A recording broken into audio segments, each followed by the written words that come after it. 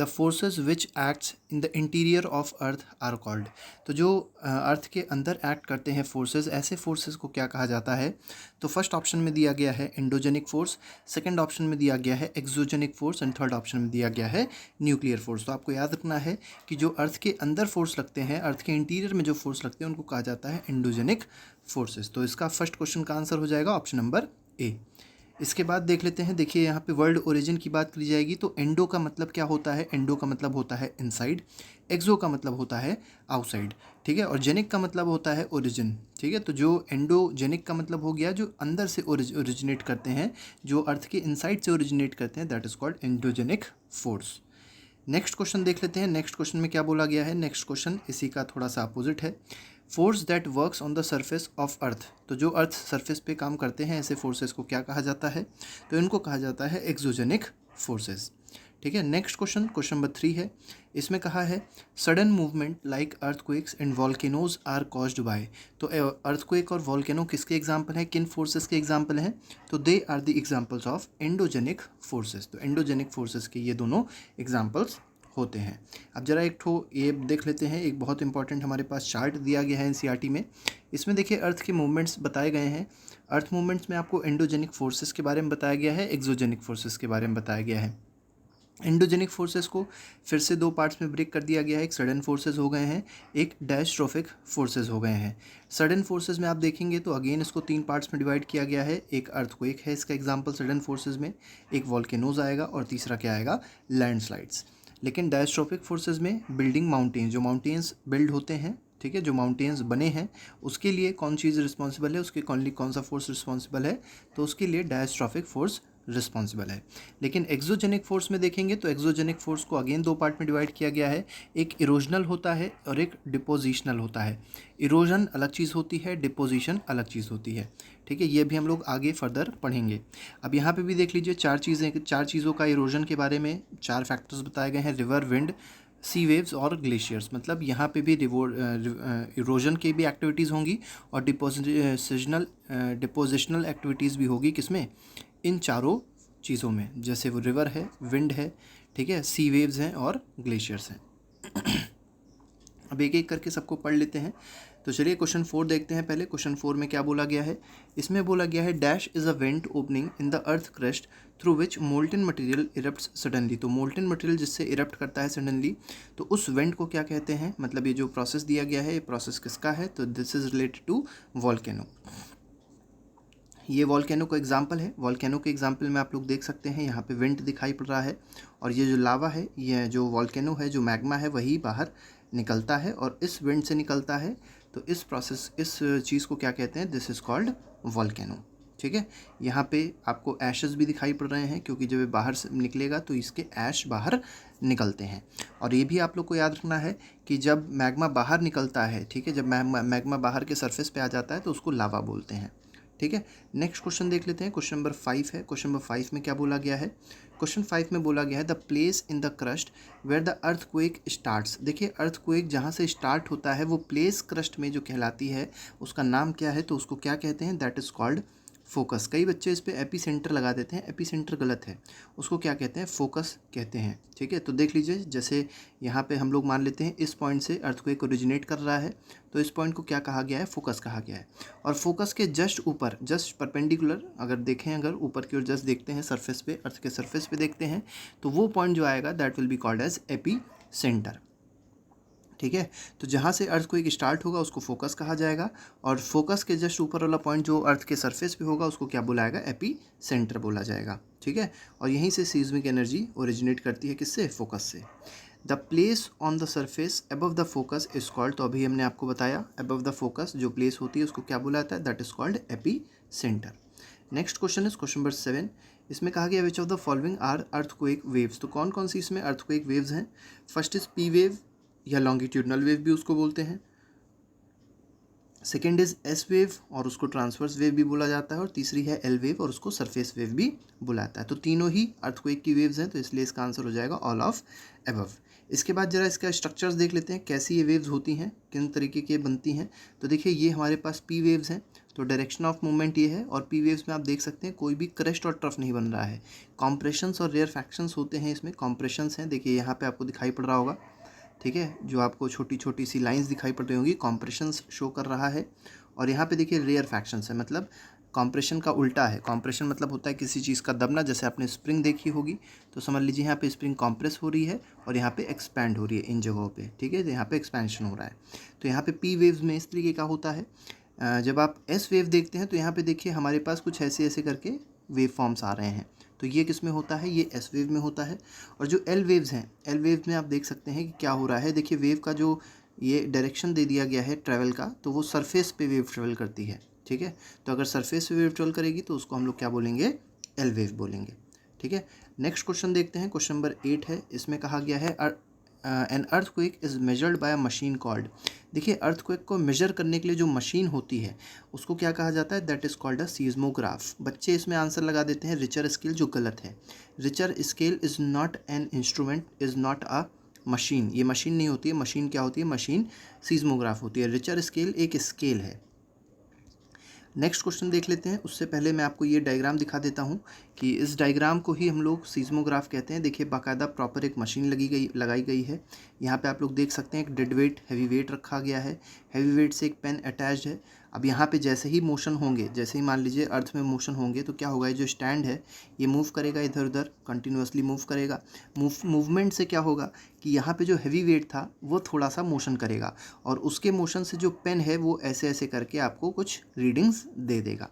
तो उन्हीं रीडिंग्स की हाइट हम लोग मेजर करते हैं, और उससे हम लोग को पता चल जाता है कि जो अर्थक्वेक आ रहा है वो कितने मैग्नीट्यूड का आ रहा है, ठीक है। तो ये हमारा जो ग्राफ है, मतलब जो हमारा इंस्ट्रूमेंट है, इसको हम लोग क्या कहते हैं, सीज़मोग्राफ कहते हैं, ठीक है। This instrument is called सीज़मोग्राफ।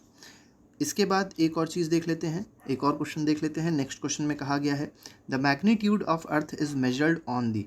अब देखिए मैग्नीट्यूड जो मेजर करते हैं वो किस पर मेजर करते हैं, किस स्केल में मेजर करते हैं, तो इसका आंसर है रिचर स्केल, ठीक है।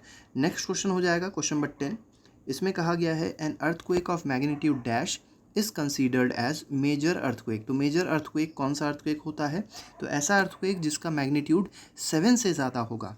तो अगर किसी भी अर्थक्वेक का मैग्नीट्यूड अगर 7 से ज़्यादा है तो उसको क्या बोला जाएगा, मेजर अर्थक्वेक बोला जाएगा।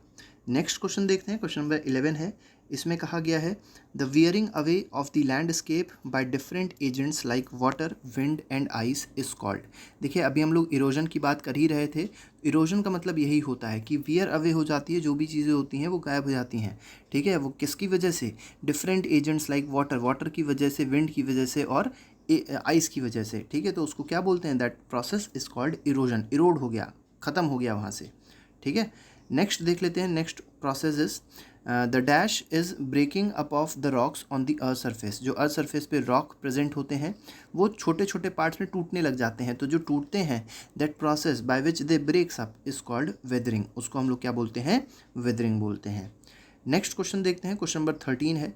इसमें कहा गया है when the river tumbles at steep angle over very hard rocks और down a steep valley side it forms a. अब देखिए यहाँ पे क्या है, when a river tumbles at steep angle over the very hard rocks और down a steep valley side it forms a. ये बहुत इंपॉर्टेंट है, इसको आप लोग सीधे सीधे फिलहाल याद कर लीजिए।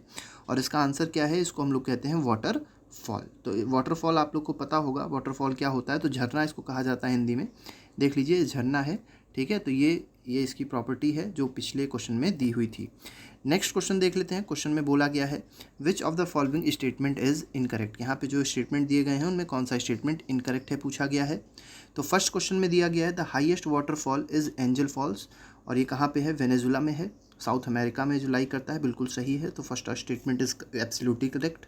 सेकेंड स्टेटमेंट में बोला गया है Niagara false located on the borders between Canada and US. तो कनाडा एंड यूएस के बीच में नायग्रा फॉल्स है, ये भी सही है, और ये नॉर्थ अमेरिका में लाई करता है, ये भी पॉइंट सही है, ये भी पॉइंट सही है। थर्ड में बोला गया Victoria Falls is on the borders of Zambia and Zimbabwe in Africa. तो ये भी सही है, ये भी बिल्कुल पॉइंट सही है। लेकिन जो फोर्थ पॉइंट है उसमें आप देखेंगे उसमें लिखा हुआ है Kunchikal is highest waterfall of Malaysia. तो बेटा ये मलेशिया का वाटरफॉल नहीं है, it is the highest waterfall of India. ये इंडिया का हाईएस्ट वाटरफॉल है। कई बच्चे सोचते हैं कि इंडिया का हाईएस्ट वाटरफॉल जॉग फॉल है। Jog fall is not highest waterfall of India, Kunchikal is the highest waterfall of India. तो क्वेश्चन नंबर 14 का जो आंसर हो जाएगा that will B option number D. Next question देखते हैं, क्वेश्चन नंबर 15 है। इसमें बोला गया है river entering the plain twist and turn forming large bends known as. अभी हम लोग आपको एक डायग्राम दिखाएंगे, आप लोग देखेंगे वहाँ पे कुछ टर्न्स क्रिएट करती है रिवर्स, ठीक है। तो दैट टर्न्स आर कॉल्ड, ठीक है, वो जो बेंड्स होते हैं उनको बोलते हैं मियांडर्स, ठीक है। नेक्स्ट क्वेश्चन देखते हैं, देख लीजिए हम मियांडर्स क्या होते हैं। सबसे पहले तो मियांडर्स आप लोग देख सकते हैं कि जो रिवर फ्लो हो रही है वहाँ पे देख सकते हैं आप लोग कुछ इस तरीके की चीज़ें आ रही, जो टर्न्स आपको दिखाई पड़ रहे हैं, ठीक है। इन्हीं टर्न्स को क्या बोलते हैं, they are called मियांडर्स।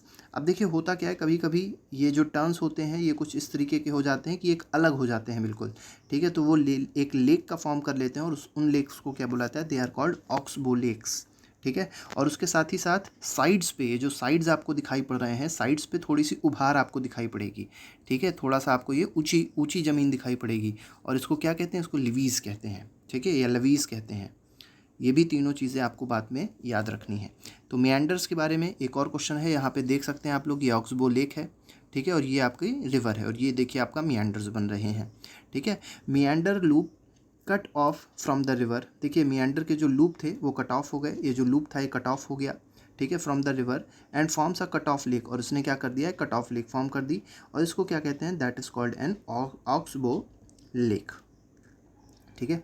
Next question is question number 17। इसमें कहा गया the raised banks are called. तो अभी आपने देखा था साइड में जो बैंक्स थे उनमें थोड़ी सी उभार आ गई थी और उनको क्या कहा जाता है, दे आर कॉल्ड लेवीज, ठीक है। नेक्स्ट क्वेश्चन देखते हैं, क्वेश्चन नंबर 18 है as the river approaches the sea, ठीक है। जैसे जैसे रिवर सी की तरफ जाती है उसकी स्पीड क्या हो जाती है, जो जिस स्पीड से वाटर फ्लो कर रहा था वो स्पीड डिक्रीज़ हो जाती है, ठीक है। और फिर आगे चल के यही डेल्टा के फॉर्मेशन में मदद करता है, ठीक है। तो थोड़ा सा देख लेते हैं डेल्टा का फॉर्मेशन कैसे होता है। तो देखिए यहाँ पे मेन रिवर है, ये जैसे जैसे इसकी तरफ आ रही है, ये जो ओशन आपको दिखाई पड़ रहा है ब्लू कलर से जो दिखाया गया है, जैसे जैसे रिवर ओशन की तरफ आती है वो उसकी स्पीड कम होती जाती है और साथ ही साथ वो क्या होती है, वो अपने कुछ डिस्ट्रीब्यूटरीज में टूट जाएगी, मतलब वो कुछ स्ट्रीम्स में टूट जाती है और उन स्ट्रीम्स को क्या कहा जाता है, दे आर कॉल्ड डिस्ट्रीब्यूटरीज। कभी कभी या अक्सर ये क्या होता है कि बहुत केसेस में ऐसा होता है कि ये जो रिवर्स होती हैं ये इतनी स्लो होती हैं कि इनका जो भी डिपॉजिट्स होते हैं वो यहाँ पे इधर उधर छोड़ने लग जाती हैं और यही डिपॉजिट्स क्या करते हैं आगे चल के, इन्हीं का जो कलेक्शन होता है सेडिमेंट्स का, ये आगे चल के क्या फॉर्म करते हैं, डेल्टा का फॉर्मेशन करते हैं, ठीक है। अब आप लोग कमेंट बॉक्स में लिख के बताइएगा कि what is name the largest delta in the world. सबसे बड़ा डेल्टा है वो कहाँ फॉर्म होता है, किस रिवर सिस्टम में फॉर्म होता है, इसके बारे में आपको थोड़ा सा कमेंट बॉक्स में लिख के बताना है, ठीक है। तो डेल्टा में आपको फ़िलहाल ये बात याद रखनी है कि डेल्टा का फॉर्मेशन किस तरीके से होता है। नेक्स्ट क्वेश्चन देख लेते हैं, next question is question number 19। इसमें कहा गया the erosion and deposition of sea waves gives rise to. देखिए इरोजन भी बोला गया है, डिपोजिशन भी बोला गया है, ठीक है। और दोनों की वजह से जो सी वेव्स का इरोजन और डिपोजिशन हो रहा है उसकी वजह से जो हमारे पास एक लैंड फॉर्म बनता है उसको हम लोग कहते हैं कोस्टल लैंड फॉर्म्स, ठीक है। तो जो कोस्ट होते हैं, कोस्ट पे जो लैंड फॉर्म्स होते हैं, they are form by erosion and deposition of sea waves, ठीक है। नेक्स्ट क्वेश्चन देख लेते हैं, next question is question number 20। इसमें कहा गया है sea waves continuously strike at the rock. तो ये जो सी वेव्स थी, ये जो रॉक्स होते हैं बीच बीच में उन पे स्ट्राइक करती रहती हैं और स्ट्राइक जब करती हैं तो क्या होता है कि they cracks develop over time, they become larger and wider, thus hollow like caves are formed on the rocks, they are called. देखिए यहाँ पे आपको दिखाई पड़ रहा है कि जैसे जैसे सी वेव्स आएंगी, सी वेव्स आके इन जो रॉक्स थे इन पे टकराती हैं तो क्या होता है, जो बड़े बड़े रॉक्स होते हैं इनमें क्रैक्स आ जाते हैं और ये क्रैक कभी कभी थोड़े से बड़े साइज़ में हो जाते हैं और एक केव का फॉर्मेशन करते हैं, ठीक है। यहाँ पे एक केव का फॉर्मेशन करते हैं और उन केव को क्या कहते हैं, they are called sea caves, ठीक है। और जब यही सी केव्स मतलब और ज़्यादा सी वेव्स आती हैं, इन पे टकराती हैं, तो ये होता क्या है कि ये बिल्कुल ही हॉलो हो जाती हैं और सिर्फ इन पे रूफ बचती है, ठीक है। और जब रूफ सिर्फ बचती है तो उसको क्या कहते हैं, they are called sea arch. और कभी कभी क्या होता है कि और भी ज़्यादा और ज़्यादा उसमें सी वेव्स आएंगी और ज़्यादा क्रैक्स डेवलप होंगे और ये जो पूरा रूफ होगा वो भी ख़त्म हो जाएगा और जब रूफ़ ख़त्म हो जाता है तो एक नई चीज़ क्रिएट होती है, सिर्फ वॉल क्रिएट होती है और उस वॉल को कहते हैं हम लोग स्टैक। वही चीज़ देखिए यहाँ पे दी गई है पूरी पूरी, एक बार थोड़ा सा मैं पढ़ के आपको बता देता हूँ कि सबसे पहली चीज़ आपने देखी कि कोस्टल लैंडफॉर्म का फॉर्मेशन हुआ। उसके बाद आपने देखा कि जो सी वेव्स थी वो कंटिन्यूसली स्ट्राइक कर रही थी रॉक्स पे, क्रैक डेवलप हो रहे थे। ये क्रैक धीरे धीरे करके बड़े हो जाते हैं और जब बड़े हो जाते हैं तो ये क्या फॉर्म कर देते हैं, तो ये केव्स में हॉलो केव्स फॉर्म कर देते हैं। रॉक में हॉलो तरीके की एक आकृति बन जाती है, शेप बन जाता है और उसको क्या कहते हैं, दैट इज़ कॉल्ड अ सी केव। अब देखिए यही सी केव क्या होते हैं, यही कैविटीज़ धीरे धीरे करके और बड़ी होती जाती हैं, ठीक है। और कुछ इस तरीके से बड़ी होती हैं कि सिर्फ रूफ़ बचती है, जो छत होती है सिर्फ वही बचती है, ठीक है। और धीरे धीरे करके वो किस चीज़ का फॉर्मेशन कर देंगे, सी आर्क का फॉर्मेशन कर देते हैं। तो जो रूफ़ बचती है केव की, ठीक है, केव में सिर्फ रूफ़ बचेगी और बाकी जो पोर्शन होगा आगे पीछे का वो सब गायब हो जाएगा, ठीक है। तो जो रूफ़ बचती है उसको क्या बोलते हैं, that is called a sea arch, ठीक है। अब आप ये मत सोचिएगा कि सिर्फ रूफ़ बच रही है, रूफ़ के साथ भी थोड़ा बहुत पोर्शन बचेगा लेकिन पूरा हॉलो हो जाएगा। लेकिन कभी कभी क्या होता है, और ज़्यादा इरोजन होगा और ये जो रूफ़ होगी ये भी टूट जाएगी और रूफ़ के टूटने से सिर्फ जो वॉल्स होंगी, जो साइड की वॉल्स होंगी, ये सिर्फ बचती हैं। और जब साइड की वॉल्स बचती हैं तो उनको क्या कहा जाता है, दे आर कॉल्ड स्टैक्स। ये बहुत इंपॉर्टेंट है। Next question is question number 21। इसमें कहा गया है the steep rocky coast rising almost vertical above the sea level. आप लोग देख सकते हैं यहाँ पे सी रॉकी कोस्ट हैं, ठीक है, और ये वर्टिकल हैं, वर्टिकल होते हैं ये सब। सी वाटर है तो सी वाटर के वर्टिकल जो हमारे पास रॉकी कोस्ट होते हैं इनको क्या कहा जाता है, they are called sea cliff, ठीक है। और ये एग्जांपल है, ये एक डायग्राम है, ये एक फिगर है किसका, सी क्लिफ का। इसके बाद देख लेते हैं next question is the sea waves deposit sediments along the shores forming. तो देखिए डिपोजिशन से जो चीज़ फॉर्म होती है उसको क्या बोलते हैं, बीचेस बोलते हैं। तो सी वेव्स जो डिपॉजिट करती हैं सेडिमेंट्स को तो उसकी वजह से क्या फॉर्म होता है, तो बीच फॉर्म होता है, ठीक है। Next question is question number 23। इसमें कहा गया है the material carried by glacier such as rock big and small sand silt. बहुत सारे मटेरियल को कैरी करता है ग्लेशियर, ठीक है। तो ग्लेशियर जो होता है बहुत सारे मटेरियल को कैरी करता है, ठीक है। और जब ये डिपॉजिट होते हैं तो इन डिपॉजिट्स को क्या कहा जाता है, इनको कहा जाता है ग्लेशियल मोरेन्स, ठीक है। तो इनका आंसर हो जाएगा 23rd का आंसर हो जाएगा ऑप्शन नंबर ए, ठीक है। नेक्स्ट क्वेश्चन देख लेते हैं, क्वेश्चन नंबर 24 है mushroom rocks are commonly found in. तो मशरूम रॉक्स कहाँ पाए जाते हैं, मशरूम रॉक्स पाए जाते हैं डेजर्ट पे। आप लोग देख सकते हैं शेप जो इनका दिखाई पड़ रहा है हमको किसकी तरह दिखाई पड़ रहा है, मशरूम की तरह दिखाई पड़ रहा है, इसीलिए इनको क्या बोलते हैं, मशरूम रॉक्स बोलते हैं। और ये कहाँ पाए जाते हैं, डेजर्ट्स पे पाए जाते हैं। Next question is question number 25।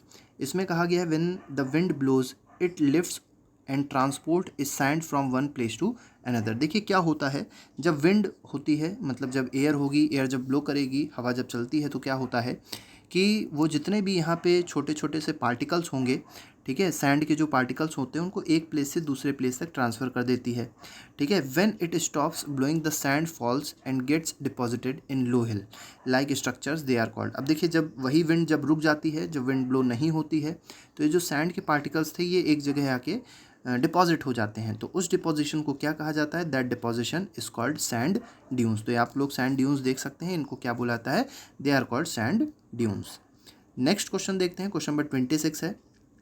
इसमें क्या कहा गया है, इसमें कहा गया when the grains of land, यहाँ पे ग्रेन्स नहीं होना चाहिए, ठीक है, when the grains of sand, अच्छा when the grains of sand, grains मतलब है छोटे छोटे से particles of sand are very fine, ठीक है, and light, the wind can carry it over very long distances when such sand is deposited in large area. देखिए यही जो सैंड दी गई है, जो बहुत छोटी छोटी सी फाइन और लाइट सैंड है, वो बहुत दूर तक ट्रेवल कर जाती है जब विंड होती है।